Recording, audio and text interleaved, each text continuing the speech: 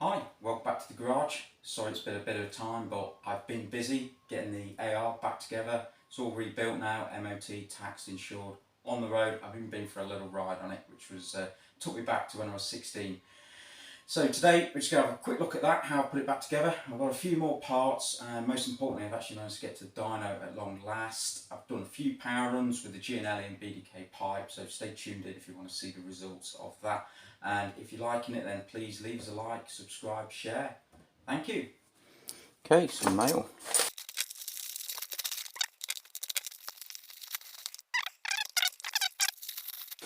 Dykes ring, I'd normally file down there to adjust timing, transfers and exhausts on the dyno. Probably won't be able to with the Dykes ring, however I do think we need more inlet area, so I'll be interested to play around with this port window, possibly the timing edge if I'm brave enough. So that's why I've got that. Some dyno tests, and I've got this because I'm going to try and convert the standard electrics to 12 volts so I can run the Ignitec off it.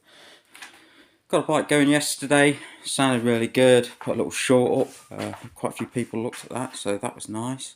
This pipe is quite loud, but I like it, sounds good. So, I'm running it on premix, so I don't really need that there, however, I'm interested in the RPM at the minute until I get a better tacho. So, that is working, the engine appears to go okay, time will tell when I get it on the dyno. Next thing is sorting the electrics out, because when I switch it on, I get that, but nothing else appears to work, even with the engine running. Although the brake lights do work, which is good. So this is working. I think I might have an issue somewhere. It might be in this switch, or it could be just an earth. Someone's butchered this wiring loom at some point, so it's had issues before. So potentially there's a stray earth somewhere that's stopping things, so I'm probably going to have to take it apart and have a look. However, I'm going to put the gear shift on and put the clutch on because I upgraded it to 6 gears, and I did put an extra plate in for the clutch with a K100 basket, so I don't even know if it'll even shift gear yet. So I'm going to do that first, and then I'm going to concentrate on the electrics and getting it ready for the MOT, then dyno. Another parcel.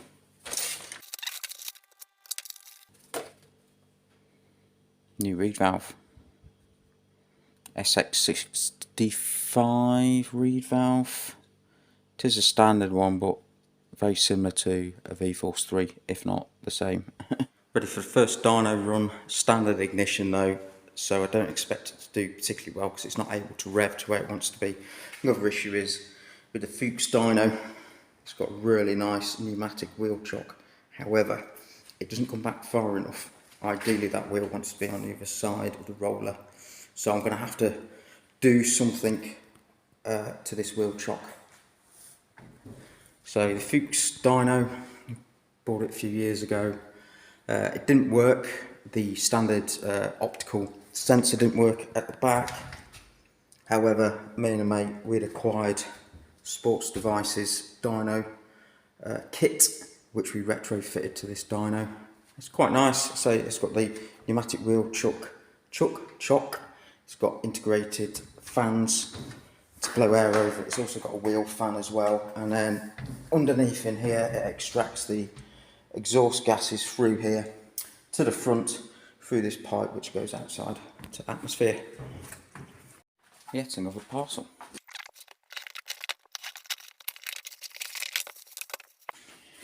TS100 head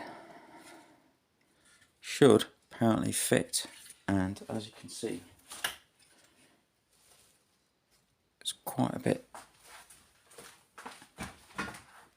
bigger than the standard AR by the looks of it. Certainly seems to be a bit more meat to it.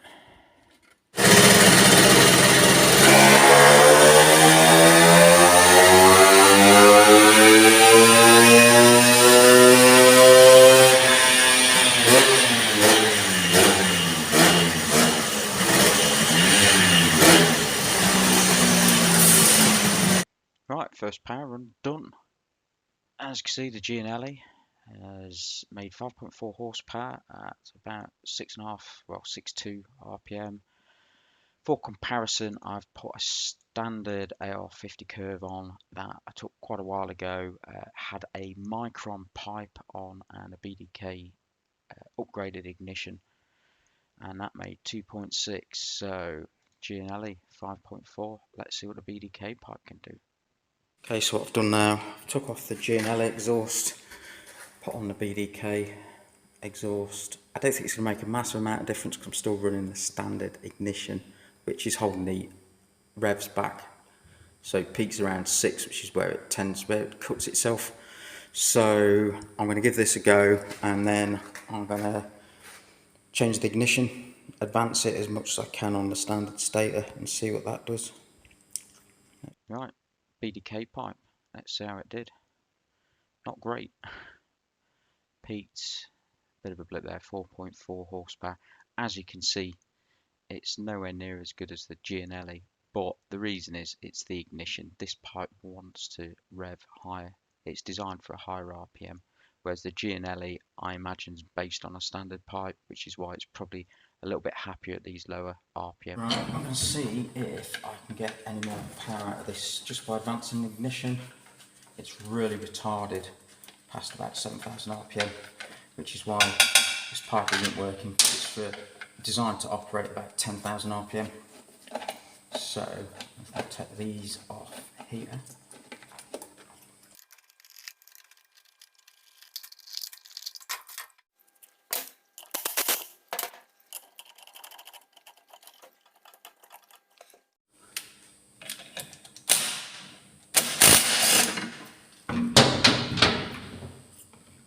Right, as you can see here, this is the standard ignition setting. So I'm going to turn it as far as I can with these slots, so it's more advanced, so the pickup is going to pick up earlier on in the rotation, which should increase the power a little bit.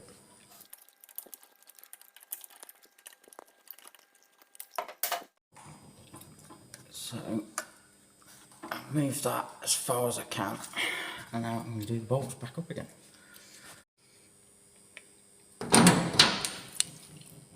So bolts are actually a screw because it's got a full thread. There's no portion of it without a thread on it, so it's a screw. I need to get the keyway lined up with this. That's it.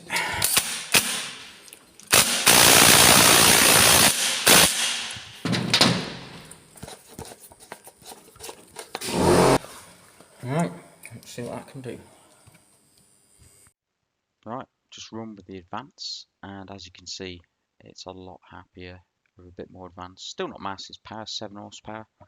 At 9,000, I imagine with even more advance, you're going to fill this whole area up, and it's going to continue over there. However, an improvement, and I'd estimate about 5 degrees extra ignition time, and I managed to get on the stator. One final run, put the Giannelli back on just to see how it does with the extra ignition advance. Okay, Giannelli pipe. This is with the standard ignition and with the advanced ignition. As you can see, it's gained a bit of power, rank of a horsepower at peak. More power everywhere really, including the over rev. So that's a good result. It's certainly telling me the bike wants a lot more ignition. And then compared to the BDK advanced, the BDK is now making the most power higher up the RPM range. Again, more ignition advance. I'm hoping to fill that up. I'd like to think we're going to be somewhere near about 14 horsepower once I get the ignition sorted out pretty much as we are. That'd be nice. Maybe a bit optimistic, but let's try it. Let's find out. And that's all the graphs we've done today.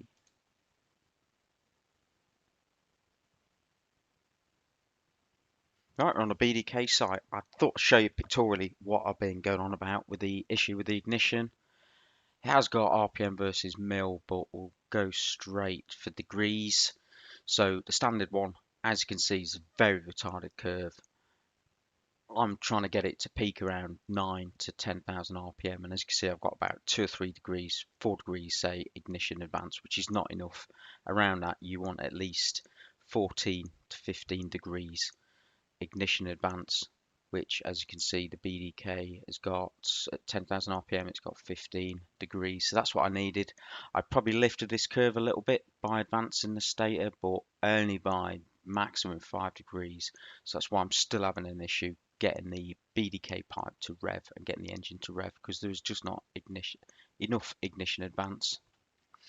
Just for interest, BDK had clearly done a lot of tuning on these.